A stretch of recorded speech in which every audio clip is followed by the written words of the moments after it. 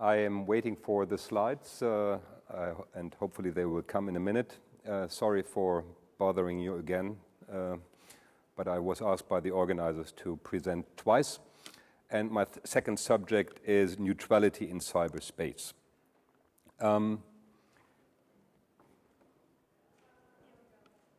There we go. Perfect.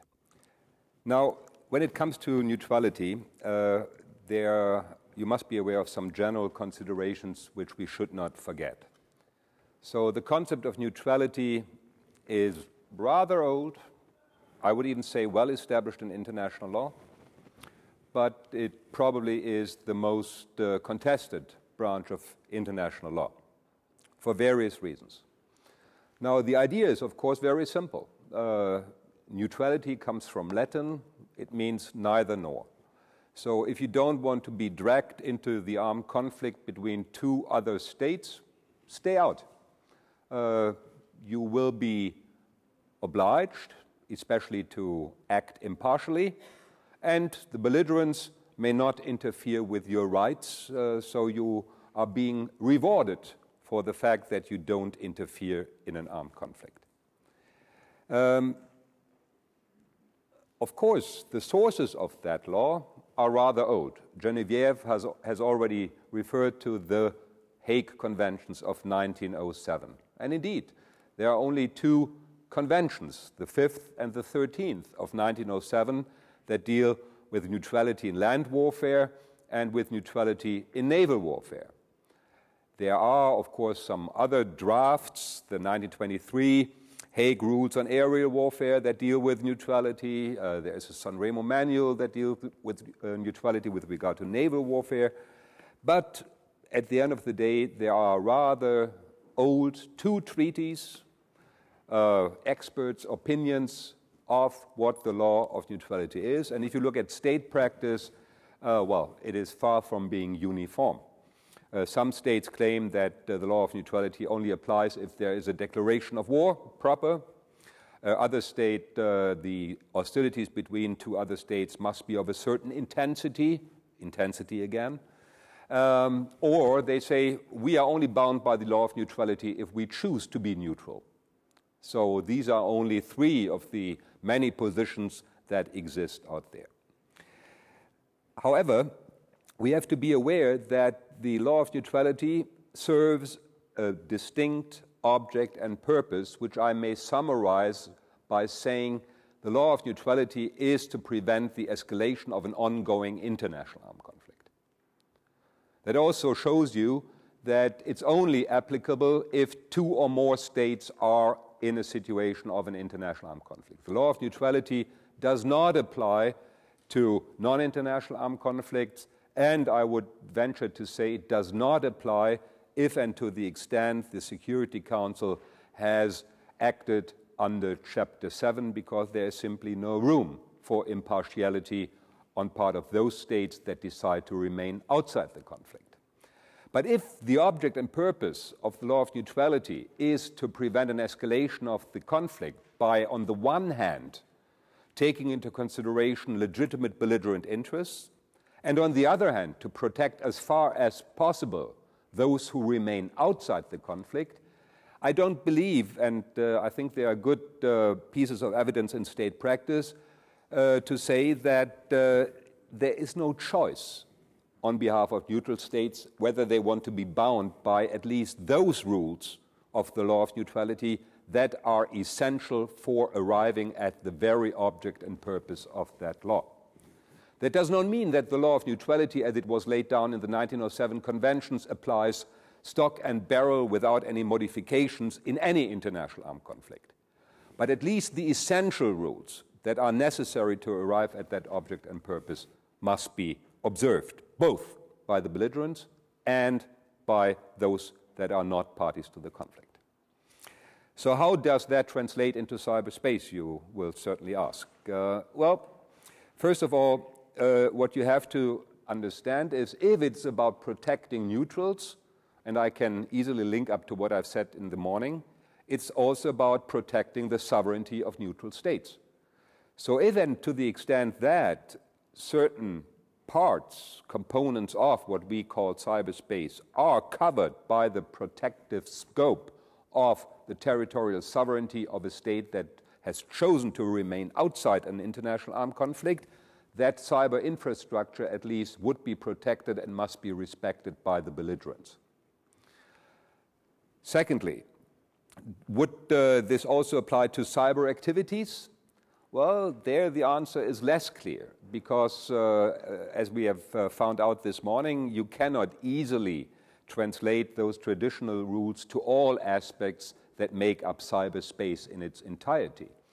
So, of course, cyber activities as such may only to a certain extent be regulated by that rule and by that law, and I will return to that immediately.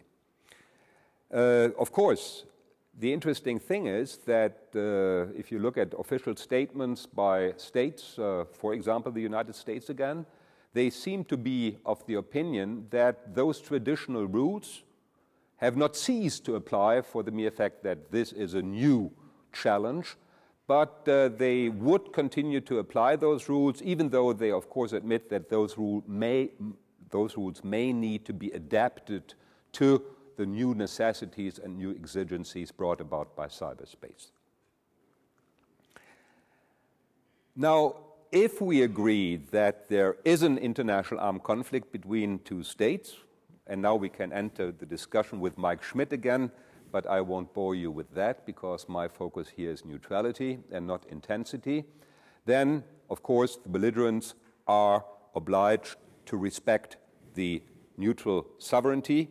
So they may, of course, never interfere in a harmful way with the cyber infrastructure located on neutral territory. That is rather clear. But of course, here the question arises, what does that mean? Does it mean that you may not drop a bomb on that cyber infrastructure? Sure. But what if you are only using cyber means and thus you interfere somehow to a greater or to a lesser extent with that cyber infrastructure? That is less clear. Of course, what is also clear, you are prohibited to exercise belligerent rights. Now, if you look at the Hague Conventions, the terms are hostile actions or hostile acts, but what it means is you are not entitled to exercise belligerent rights on neutral territory. In other words, you are not allowed to launch attacks or to exercise from neutral territory other belligerent rights. Remember, belligerent rights is not limited to attacks against enemy targets. It goes far beyond that. You may not use belligerent cyber infrastructure that is on neutral territory, that is pre-existing, and you may not establish new cyber infrastructure that you would then want to use against your enemy during the international armed conflict. So insofar, I think I'm on rather safe grounds. The other question, of course, is do exceptions apply? And I think everything boils down to the question of what does the exercise of belligerent rights mean when it comes to the use of cyber means or to the use of cyberspace. There are clear examples when it comes to attacks that are launched via cyberspace and have effects in the real world, but it is far less clear when it comes to other cyber operations. A rule that has very often been referred to both in the literature and in state practice is Article 8 of Hague Convention 5. The interesting thing is that you will see here wireless telegraphy apparatus, and can you apply that rule by analogy, so to speak, to cyber infrastructure? Some say yes, some say no. Some say no, the wording is decisive and you cannot go beyond the wording. They are certainly right insofar as in 1907, none of the states participating in the Hague Peace Conference ever dreamt of something like cyberspace. But on the other hand, the principle is not necessarily obsolete. And when it comes to any form of data that are transmitted via neutral cyber infrastructure, there is at least a rather growing or at least strong position in the literature that would say that the mere fact that certain data packages are routed via the cyber infrastructure of a neutral state would not suffice to be considered a violation of its neutrality, and it would thus neither bring about an obligation on behalf of the neutral state to prevent that from happening or to terminate such a use. But of course, as always, analogy is a rather weak argument. Don't forget that.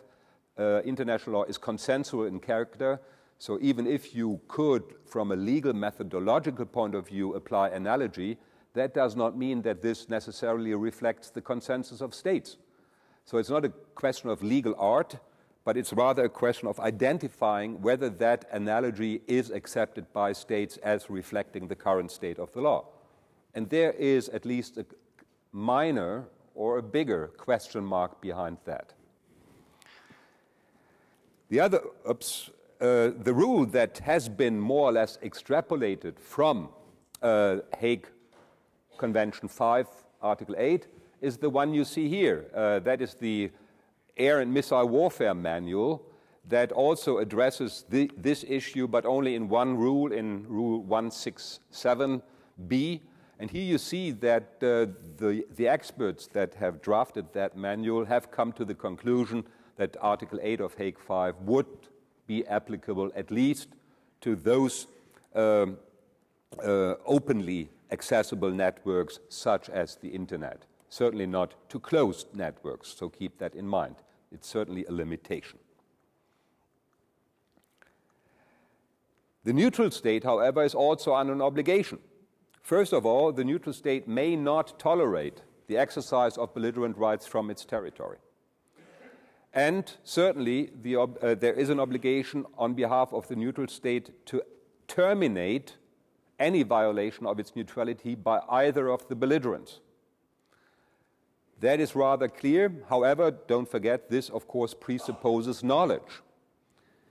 But other than in general international law, the capabilities of the neutral state are irrelevant with regard to the duty to terminate. The capabilities, however, do have an impact on the rights of the aggrieved belligerent to react to such a violation of the neutrality. The question is there under the law of neutrality an obligation to prevent a violation, meaning a future violation? So you have to distinguish between an ongoing violation of neutrality, that of course the neutral state would be obliged to terminate, and a future violation which has not yet occurred but which is about to occur. Here some, again, would like to refer to Article 8 of the 13th Hague Convention. Now, what is the difference? Well, first of all, you have to keep in mind there is no far-reaching obligation to prevent. And especially in the cyber context, it would probably be impossible in most cases because of the speed of the information exchange, etc. So the only obligation of prevention that I can imagine would be applying the rationale behind Article 8 of the Hague Convention 13 in a rather rare situation, and that situation would be as follows. There's a group of hackers on neutral territory of which the government knows they are preparing some malicious software or whatever that would then be used in a hostile manner against one of the belligerent. So if the neutral state has knowledge of that, it might be under an obligation to prevent that malicious software from leaving its territory and from being applied by one of the belligerent. But beyond that, I believe there is no duty of obligation of prevention on behalf of the neutral state.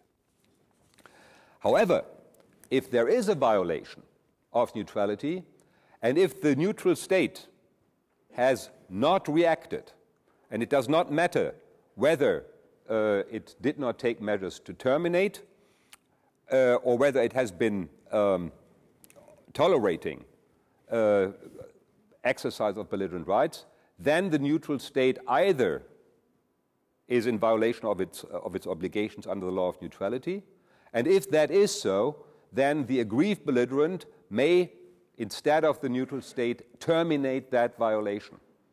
That's very important to keep in mind. That's why it does not depend on the abilities or capabilities of a neutral state.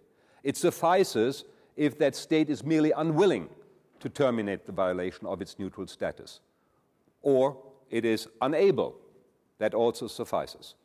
However, don't forget, this is not giving unlimited freedom to the aggrieved belligerent. The aggrieved belligerent will be under an obligation to first inform the neutral state, to give the neutral state an opportunity to terminate, and only if that constitutes a serious violation of the law of neutrality would the aggrieved belligerent be in a position to itself terminate that violation, which would mean, of course, that the aggrieved belligerent would be entitled to intervene in some form or the other on neutral territory or with effects on neutral cyber infrastructure. So in concluding, I would say yes, to a certain extent, the traditional law of neutrality is applicable to cyberspace, and Jason will talk about the political impacts of that probable finding. Is there a need for clarification and modification? I believe so. At least insofar we must clarify what about Article 8 of Hague Convention 5? Can it be applied in an analogy to cyberspace, to cyber operations? How far do the obligations of neutral states go in cyberspace? Are there obligations that go beyond a mere termination? Do they even have to monitor cyber traffic? Some in the literature say yes. I believe that is far too far-reaching. There is no such obligation yet under international law. It may be in some distant future, but certainly not exist today. However, never forget that the characteristics of cyberspace, its value that is not limited to one single state or a single group of states, must be kept in mind, and it must be guiding every interpretation of the traditional law or of those rules of international law that are modified. And again, I can repeat what I've said this morning. This presupposes concerted efforts on behalf of states, maybe in the beginning only of like-minded states, but at least those should come together in order to clarify the scope and the applicability of norms of neutrality.